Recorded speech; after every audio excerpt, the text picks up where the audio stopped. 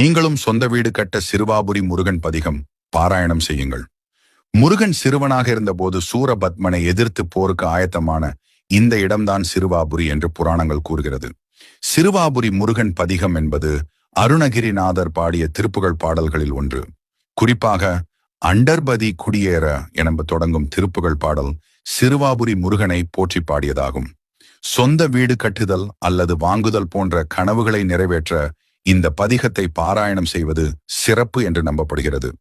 அண்டர்பதி குடியேற மண்டசுரர் உருமாற அண்டர் மன மகிழ்மீற வருளாலே அந்த ரியோடுடனாடு சங்கரனு மகிழ் கூற ஐங்கரனு முமையாளு மகிழ்வாக மண்டலமு முனிவோரு மெண்டிசையில் உளபேரு மஞ்சினனு மயனாறு மெதிர்கான மங்கையுட நரிதானு மின்பமுற மகிழ் கூற மைந்து மயில் உடனாடி வரவேணும் புண்டரிக விழியாள அண்டர் மகள் மணவாளா புந்தி நிறை அறிவாள உயர்தோளா பொங்குகட லுடனா